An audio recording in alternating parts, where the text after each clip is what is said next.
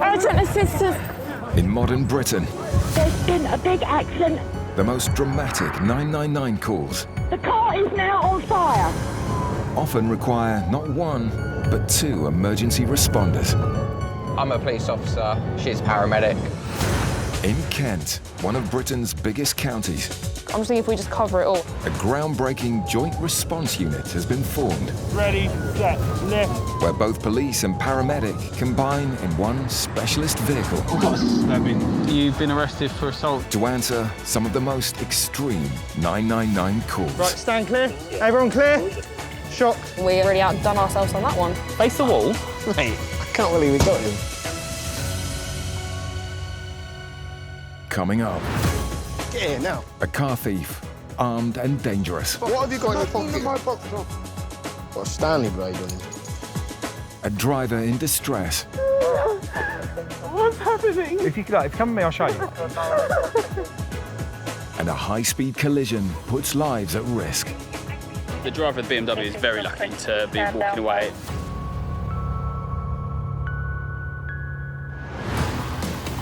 The Joint Response Unit of the South East Coast Ambulance and Kent Police was set up to help speed up response times to every kind of 999 call. Kent Police, where's your emergency? From violent assaults Where has the victim been wounded? to road traffic collisions. I'll get someone out as soon as I can. Using state-of-the-art, high-performance cars fully equipped for police officers and paramedics. And with a top speed of 125 miles per hour, the JRU get to certain call categories on average 20% faster than standard ambulances, What if we could send police and ambulance for medical support, please? which saves both time Right, stand clear. Everyone clear? and lives.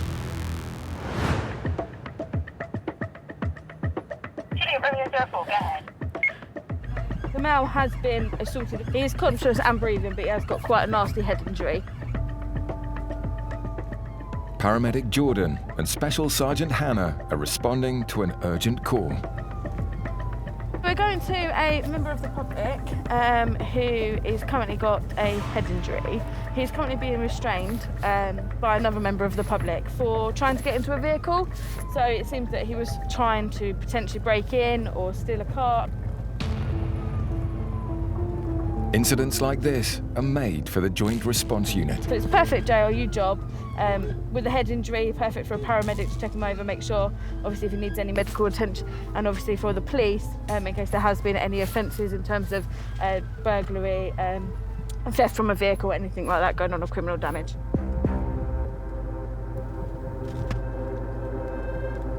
Another police unit is already at the scene, Hiya, guys. but Jordan is the first paramedic to arrive. He's a known heroin user. Yeah. He has got quite a lot previous for theft from motor vehicles. That's how he tends to fund his habit. From what we've been told, is he's been seen to be trying to break into a vehicle. He's then being chased by the person whose vehicle it is, and then they've restrained him. Seems like they've been a little bit vigorous in their level of restraint. Are they still here? No, they've gone in the vehicle that was attempted to break into. He hasn't moved from this position. So was he talking to you when you first No. arrived? No. Was he like No. this? The injured man could be unconscious due to his head injury, but drugs may also be involved. So he's known to you guys being a heroin user? Yes. Yeah. If he's unconscious because he's taken heroin, Jordan can help by giving him something to counter its effects. His heart rate's a bit high, but he does seem genuinely unconscious, so I'm just going to check his sugars and then probably cannulate him and give him some Naloxone. Go down the route that he might had heroin or something, some kind of opiate overdose. The drug Naloxone should reverse the impact of any opiates that may be in his system. When he was on his back, did you see any head injury on the other side? Because all the blood's on this side. Can you open your eyes for me, mate? Can you try and squeeze my hand?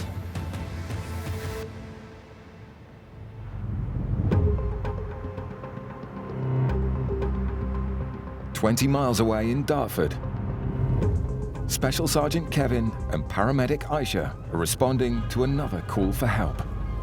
So we're en route to an RTC that's report of a 51-year-old male who's been hit by a car that was travelling approximately 30 miles an hour.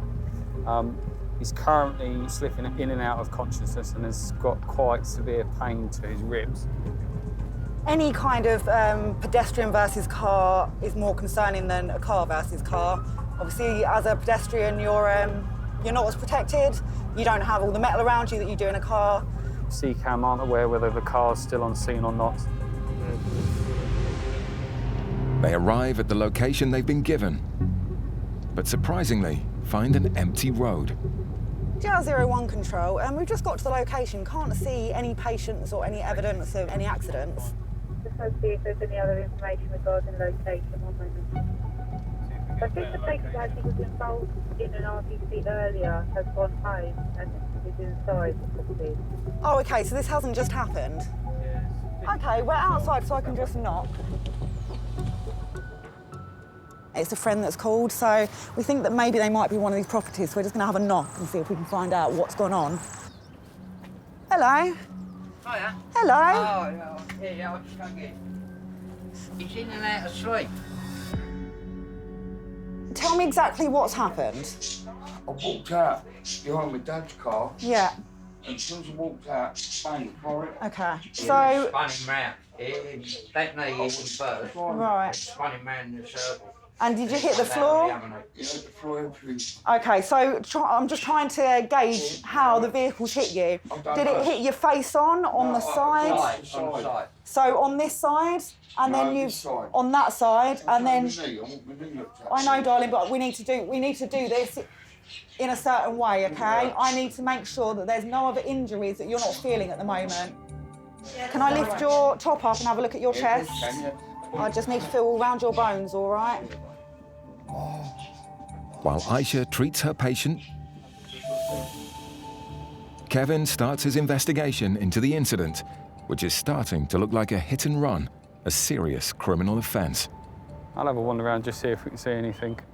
We just need to establish what's happened or what the van is, if I can find any ring doorbell that can identify the van, because we've got no details on that driver.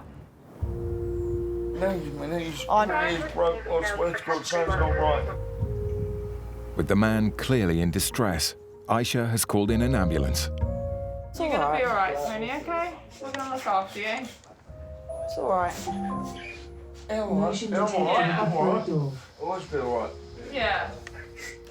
There's nothing to worry about. When we panic, you can panic, all right?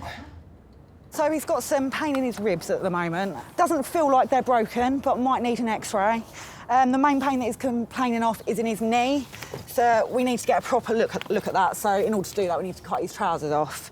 With that kind of speed, he's going to need to go to hospital at the end of the day to have a proper check, because it's quite significant being hit at 30 miles an hour as a pedestrian. Whereabouts in your knee is the pain? Or is it just the whole knee? All right. I need to feel it. Would you like some gas and air while I'm assessing that? Please. Where is... I'm not a coward, but... Oh, no, it's all right. I know you're in pain, darling. Where's Kev? Is he still here? Kevin is still hunting for footage showing a registration number so he can identify the driver who's left the scene. Hello, there's nothing to be concerned about. There was a road traffic collision just down the road, probably about an hour and a half ago. The vehicle that hit the pedestrian came this way. Do you think your camera would have picked up anything I could have a look at? It seems the homeowner may have the vital footage. Yeah, it's quite a good view, isn't it?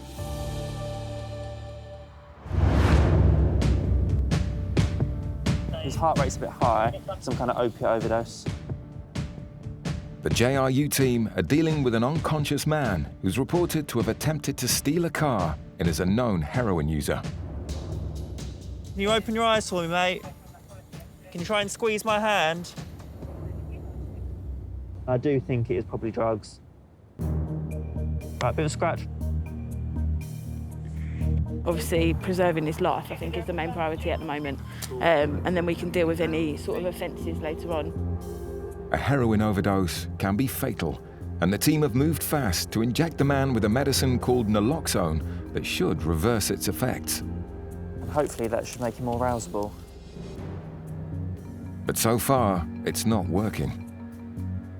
And he's a known heroin user, so I've given him 2 doses of Naloxone now, 1 IM, 2nd IV, and obviously just seeing if that will rouse him. He's tolerating an OP.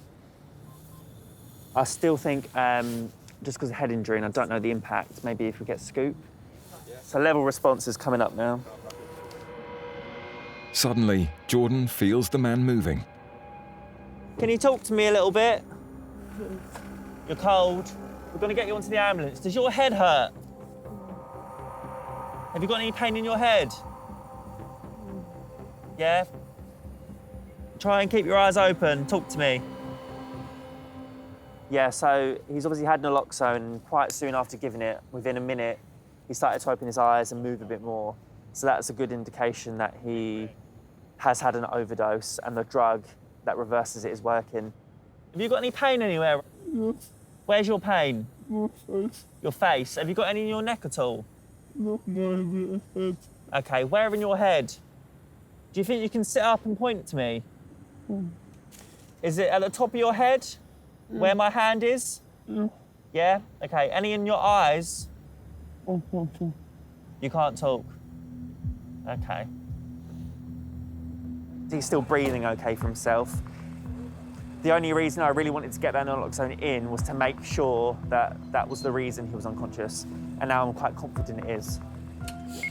Now Jordan knows that the man's behaviour is due to drugs and not to a head injury. He can begin the move to A&E. Can we sit up? Hello? Whoa, whoa. Mind his head. Is your head still hurting? Yeah, there we go. Should we try and sit up? Should we try and get on the ambulance where it's warmer? Talk to me. Open your eyes for me. Shall we get you onto the ambulance? Try and sit up for me. Let's stand up. Ready? Good. If we get him on his side, this way. Yeah. So his level of consciousness is fluctuating with the drug I've given, but his observation is still okay. So we're just going to probably blue light him into hospital due to his level of consciousness, and might have to give repeated doses of that naloxone on the way. So he's better than he was, so we are able to monitor his consciousness and improve it. But if he were to keep dropping off like that, he could potentially drop off and just stop breathing altogether. So he's still a concern for us. While Jordan has been dealing with the man's injuries, Hannah and her police colleagues are trying to get to the bottom of what happened. The gentleman that's in the back of the ambulance has been found in a vehicle that doesn't belong to him, so obviously somebody's found him, wasn't very happy. The officers on the scene do know this gentleman, and apparently he does use this technique quite often, stealing from cars to fund his drug habits. It seems the man has been attacked for trying to steal something from the car. This gentleman, in terms of his facial injuries, he has probably fractured his nose, but he's at least got lacerations to the bridge of his nose that will need stitching or gluing. But from an ambulance point of view, we just need to get him to hospital now so he can get treated properly. When they're unconscious like that, it can be very nerve-wracking as a clinician on your own, but luckily, Hannah was able to get me all the equipment I needed. She knew what everything was called, so that made it a lot smoother. But that's why it's lucky when you have an officer that's experienced working with the JOU, because they can help set things up, so I'm not doing everything on my own. And that way, I can actually monitor the patient properly until the other crew gets there.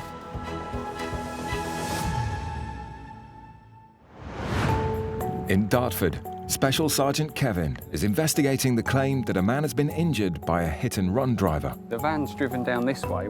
His search for clues has led him to some video evidence footage of the accident taken by a neighbour's doorbell camera.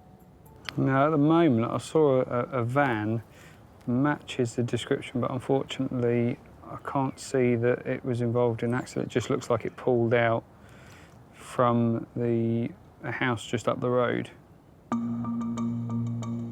Kevin can't be sure if he's got the right vehicle, but this could be a vital breakthrough. Top one, top 3 ribs. The man who's been knocked down is being checked over in his home by paramedic Aisha. They don't feel like they're broken. When you feel bones, if they're broken, you can normally feel sort of a little bit of a crackly sensation under the skin, but you've got a lot of muscles in that area. Yeah. And if you've hurt those muscles, it's gonna be really painful. Sorry, Tony, I just need to feel all around your head, make sure you've got no bumps. It's not me, it's my heart that hurts. Your heart hurts? Yeah. Whereabouts in your chest is that pain?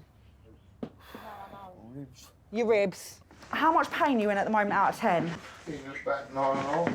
All right, do you mind if while the officer's speaking to you, I pop a little cannula in, a little needle? Give me some pain relief, please. Yeah. That's all right.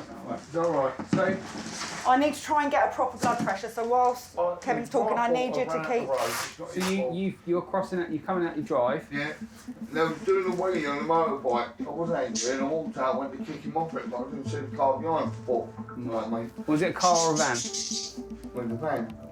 Is this the van here? Is that the van there? Yeah. That's the van, is it? Must be, yeah. Must be. Kevin now has a visual confirmation that it was the van that hit him. So his blood pressure's quite high, which is a little bit of a concern considering he has hit his head and he's previously had a bleed on the brain. So a little bit concerned that is so high.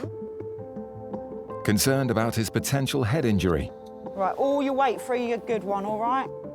Aisha has directed the ambulance to take Tony to Princess Royal Orpington, which has facilities for specialist neurological examinations. Well done. Right, and I'll give you a hand with your legs, all right? We've chosen to take him to a hospital that deals with both trauma and neurological conditions. His blood pressure's still really high at the moment.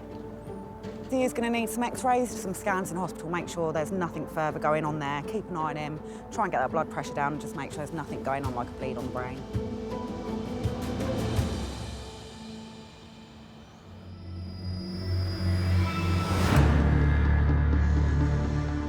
Road traffic accidents involving pedestrians will often end up in a 999 call. But head-on collisions between cars can also lead to life-threatening injuries. Special Sergeant John and paramedic Alex have been called to an RTC. One 18-year-old and one 30-year-old head-on collision. One patient has chest injuries. The notes that we've both got sound like it's quite a large RTC with probably quite a bit of damage to the car. Kent is one of the most dangerous counties for driving in England, with over 50,000 reported accidents in the last 10 years. Yeah. You can see the car here, it looks fairly damaged, side impact as well. So we'll grab some kit and go and check them over. It's such a serious collision that several police units have been called to assist with the aftermath. I mean, like, big chunks of metal that's come off of this. Yeah. It's just shredded it. One of the drivers is reported to have been hurt in the crash, but it's not known yet how badly. The other is refusing to be assessed. As the first paramedic on scene, it's vital that Alex sees both drivers immediately, as there could be serious injuries.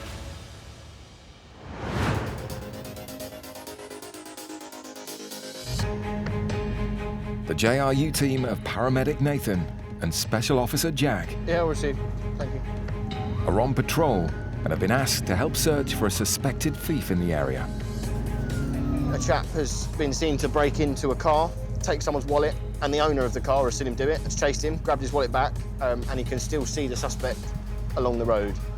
So we'll go and see if we can find him. I don't see anyone. I believe last seen by the car dealership near the alleyway there. There he is. There he is, yeah, go. As they turn a corner, they spot something. 03 males running up Maidstone Road. So go on.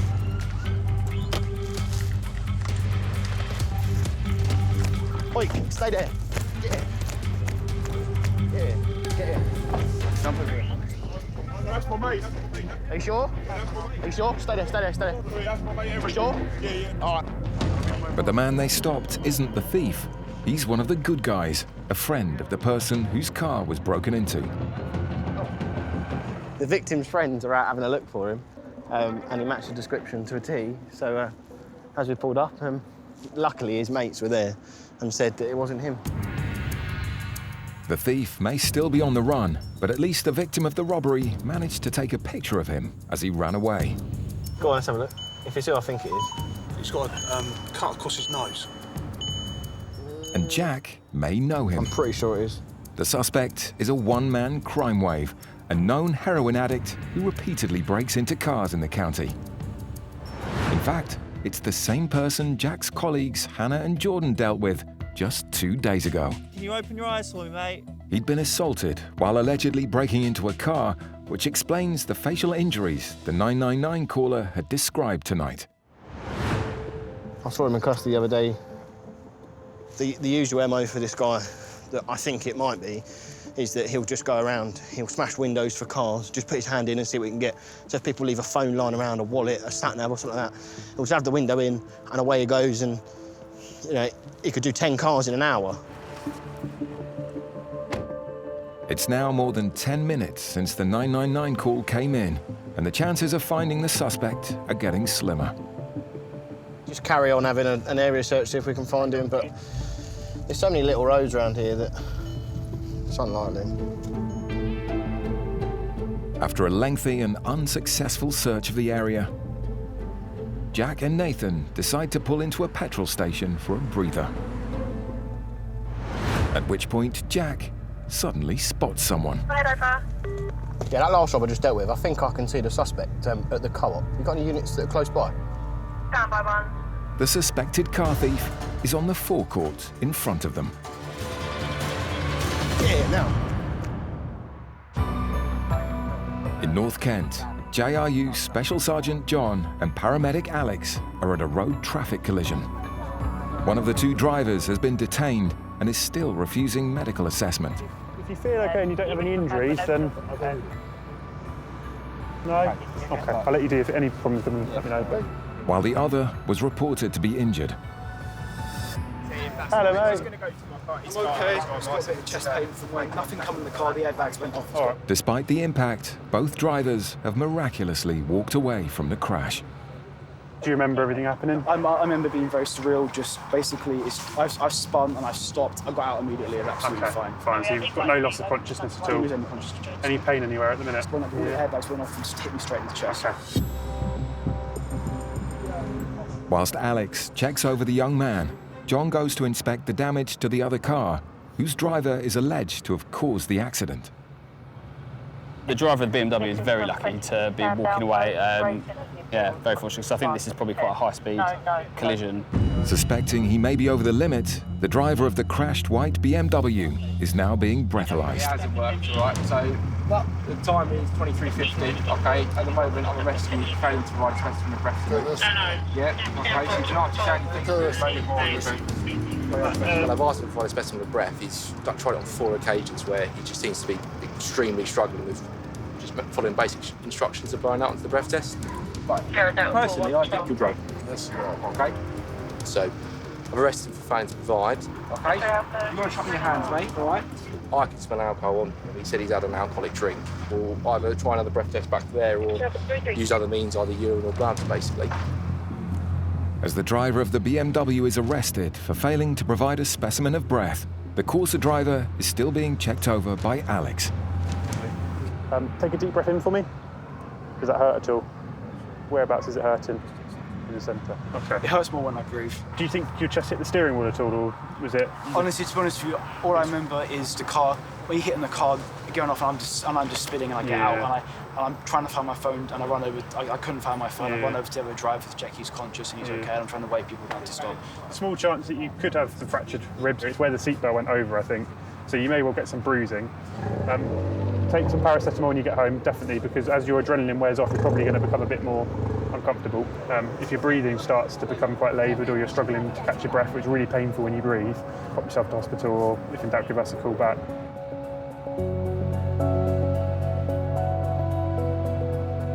For Special Sergeant John, there's still work to be done. We've now got to start the clean-up, which is going to involve recovery, coming down, taking both of the cars, because at the moment the highway's closed. Even though the time of night, it's still causing a bit of traffic. The driver of the BMW is very lucky to be walking away. I mean, you can see that he's He's taken out a lamppost as well. All the airbags seem to have been deployed on the car, and you can see where he's collided, and it's probably a write-off of a rather nice car.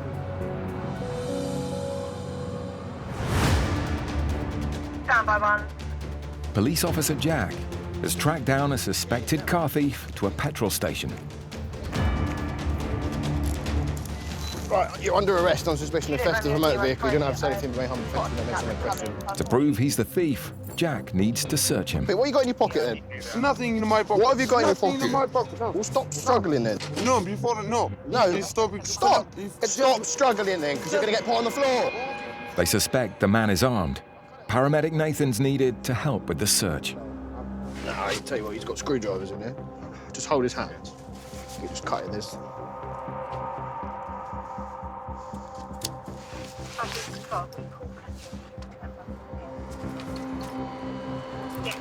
Screwdriver.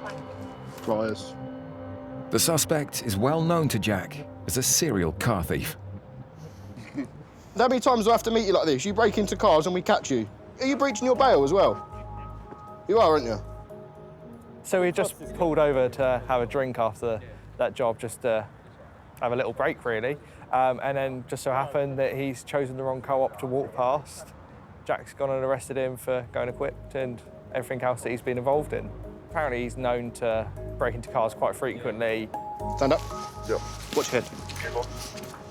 I don't know, ambulance, please. I've got a paramedic here. What's my head, please? What do you want me to do to your head? Someone in, I don't know what's the code. Punch you in the head. What's the code? This? Metal? Yes, in the hand. Oh, okay, and hit you in the head with metal? Yeah. Yeah? Do you use crack, do you? Do you use crack? No. What do you put in there then? It's a crack pipe. No, I put car. Keep your hands out your pockets. Yeah. Too many police looking for me. Well, stop breaking into cars then. No. Too many police running over me, arrest me. Well, stop breaking into cars then. Well, the time is 23:22 and you're further arrested for going equipped to steal, okay? Because I found pliers on it. No, you're not. No. My money. No. How do I know? It's not your money. Just my Somebody else's bank card. No bank. Cash, I go cash. No. Not having it. Sit down. I know. I know you're not going to run. Because I'll catch you. A police unit arrives to take the suspect away. Can we just sit him in the back of there? Nathan's going to check his head. As soon as Nathan's given him the once-over. He's got in a scuffle with someone, isn't he? Once he's in the car, the suspect claims his injury has worsened. What are you doing? Oi, sit up. Oi. Sit up. Sit up. My head, I can't. Sit up. My head. Yes, you can. I can't. Mate, you've just been sitting up. Oi, the paramedics can't look at you whilst you're laying down. Joint response. Sit up. Okay, so I'll be good. You won't be with me. No, the paramedic's going to come and check your head. Yeah. That's right. It's a tiny little cut. He's got about 5 different tiny pairs of sunglasses. You bleed a lot from your head. As he's examined by Nathan, Jack continues to search his bag. I just want to see what else is in here. This is really heavy. Oh, there it is. It's a knife, isn't it? Yeah, go on, please. Ah. Got a Stanley blade on him. He's already been arrested for going equipped to steal.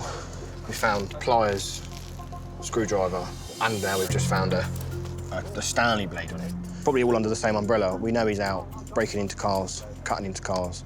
So we'll be taken off to custody, be booked into custody, and then we can go back and I can go back and do our bits. It's like a graze. It's a little graze. So he's got a very minor head graze, really. It's bled a little bit and he's got a bit of dry blood down his head, but nothing much really going on there. So custody nurse will be able to look after him there. He's going to go there now and they'll be able to keep an eye on him overnight as he's being dealt with there, with whatever he's done or hasn't done. But just as the suspect's about to be driven to the cells... Yeah, Nath, we're going to get him out. Yeah. Nathan's needed again. Pull him backwards. Here you go, you ready? The man's passed out and is completely unresponsive. 0003 CK. Can I get a grade 2, please? His arm out of sleeve. He's got a shallow breathing. His pupils were all right earlier. In the second.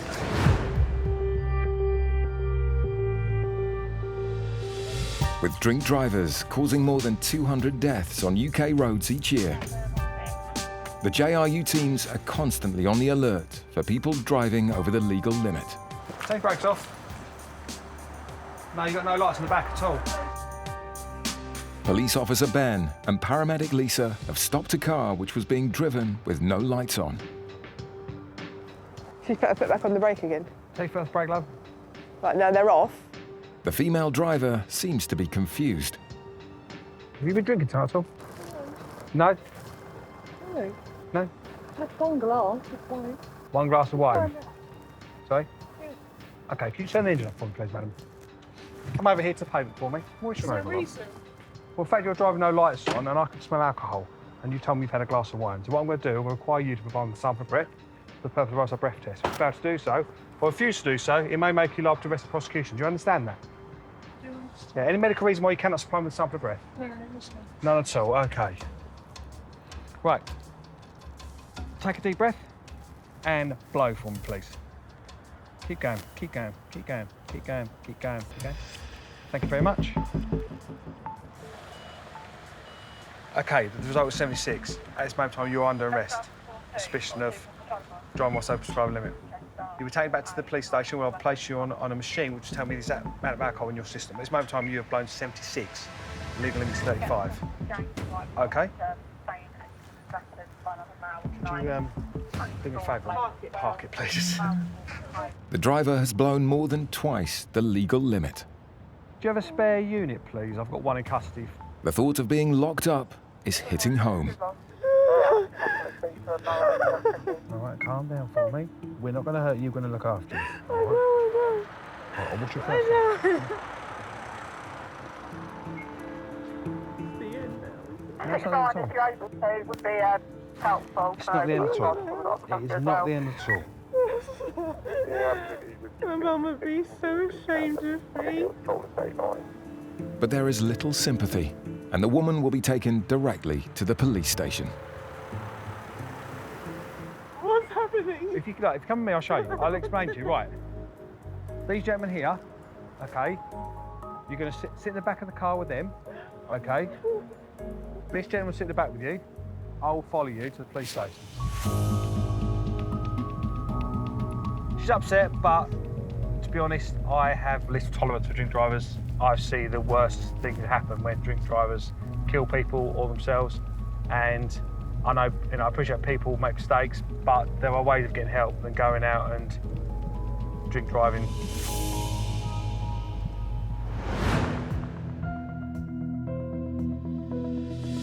His arm out of sleeve? Yeah, he's got shallow breathing. A man arrested on suspicion of theft has passed out as he was about to be taken into custody. You've got good pulses, so... Say again? Got good pulses. Was it a crack pipe, did you find? Yeah. It's the same man another JRU team dealt with 2 days previously. So he's known to you guys being a heroin user? Yes. Yeah. After he was allegedly beaten up by someone who caught him breaking into their car. Yeah. He has got quite a lot of previous for theft from motor vehicles. That's how he tends to fund his habit. His pupils were all right earlier. 5 minutes after he first passed out, paramedic Nathan has managed to rouse him. Ah, you're back with us. What happened? Where'd you go? Hello, mate. Keep your arm still a sec. Yeah, keep your arm still, mate. Keep your arm still. Keep your arm still. So just checking him over, see what's going on, see if we can figure out why he went unconscious. All his checks come back absolutely spot on. So just waiting for another blood pressure to come back just to make sure it's not an abnormality. He's taken some drugs before we've got here. Did have a crack pipe on him, so... NAPT scanning. He's spinning. Can you see stars? You gonna be sick? You're gonna be sick. Alright, yeah. A little bit. Have you taken heroin tonight? No. Sure? It makes a big difference to your medical treatment. Listen, if you have taken heroin, just tell us. You're not going to get in any trouble for that. I know. You know, yeah? Yeah, Have you taken any? No, I don't take. What have you taken? Nothing. Oh. Even though the man's denying taking heroin. My arm. Nathan suspects he has. Sharp scratch. Nice and still, nice and still. So we're going to give him an anti-sickness, just because we're retching quite a lot. See if that helps with that, hopefully. And then give him some pain relief as well. So he's been assaulted, hit around the head. He was absolutely fine. Was about to go to custody, and then went unconscious in the car. Well, keep yourself still, keep yourself still. There we go. That's it. It does appear that he genuinely was unconscious for a short period of time. Yes, he's under arrest, but we've got to look after him as well. We know that he uses heroin, so the likelihood is he could have just used heroin just prior to his arrest, which is what's made him have this turn. We're going to go to hospital. We're just waiting for the ambulance to come. Nathan administers Narcan, otherwise known as Naloxone, a medicine that rapidly reverses an opioid overdose. Nathan's fellow paramedic Jordan did exactly the same 2 days ago. I'm just going to give him some Naloxone. When he found the man unconscious. Your pupils were very little when you stopped responding properly, and your breathing went a bit slower. Yes, that can go down to police stealing. I'm just going through his property and bagging it all up for the evidence. Screwdriver, wire cutters, torch, bank card in somebody else's name that's not his, umpteen pairs of sunglasses. The suspected thief needs to go to hospital before he goes to custody. So he's put under arrest, and then in the back of the car he went unconscious for like 2 to 3 minutes, but like proper unconscious, wasn't responding to. Yeah. You sure you're comfortable down there? You don't want to sit up? So he's going to A&E now to try and get to the bottom of kind of why he's gone unconscious. He's still under arrest, so once he's done there, he'll go down to custody and be sorted out there by the police. So, yeah, all in all, quite a good job.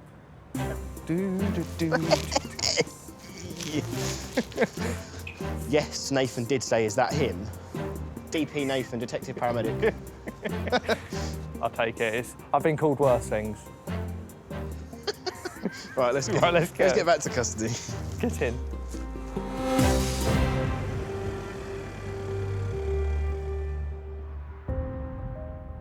In the UK, there are more than 2 million people aged over 75 living alone.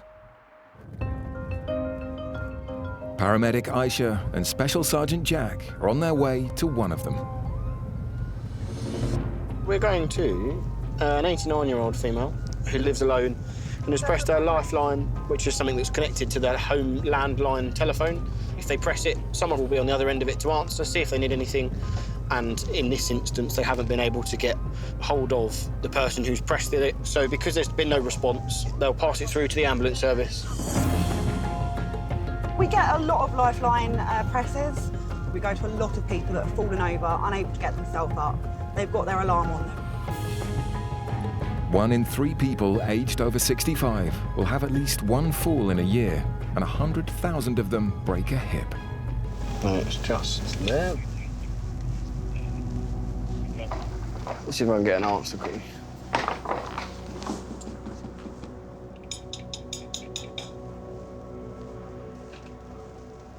Hello. You all right? Ambulance is here as well. The patient's daughter and son-in-law have arrived just minutes before Jack and Aisha. Sorry, darling. Have you got any pain anywhere? No.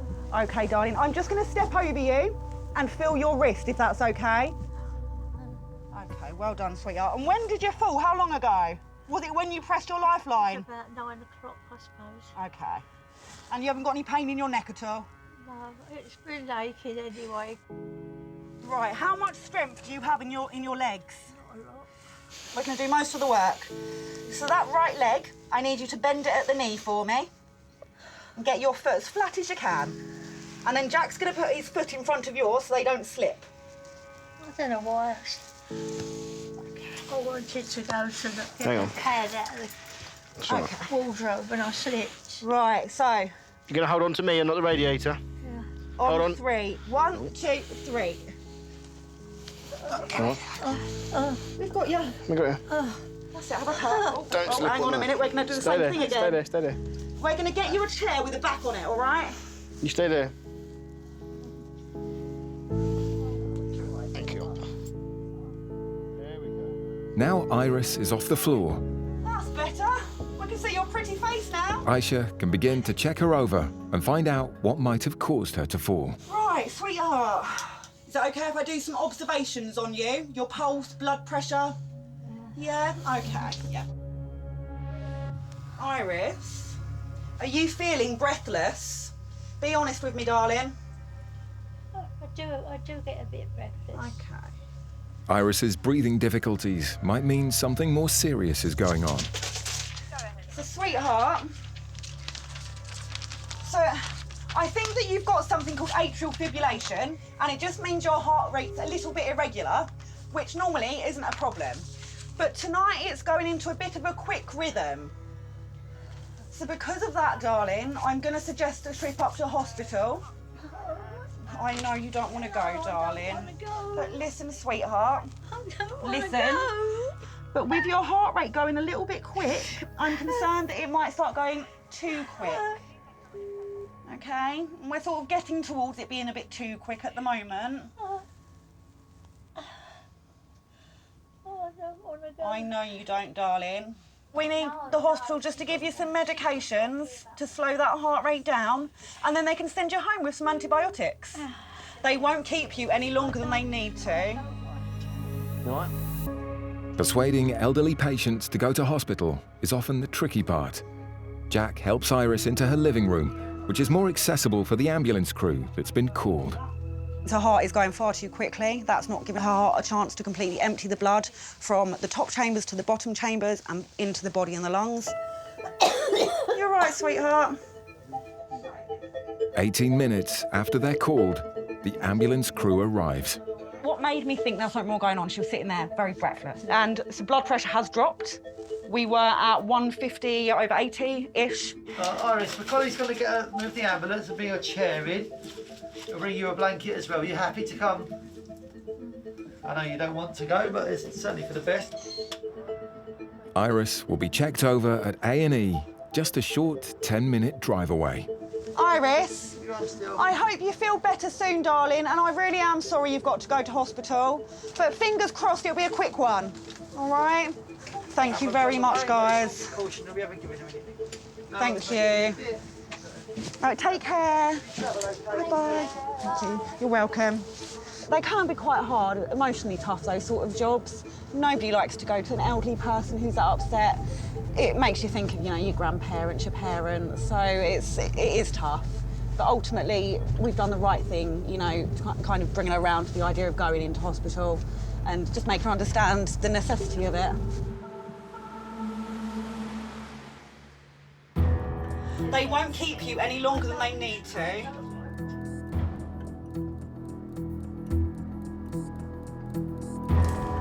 Speak soon. Get your hands out.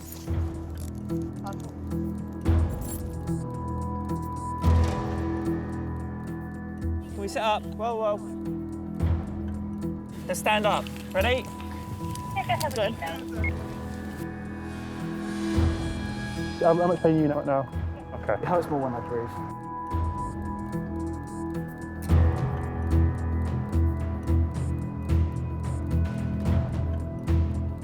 Top 3 ribs is. Oh, yeah, thank God. All right. No, top 3 ribs. Them ones.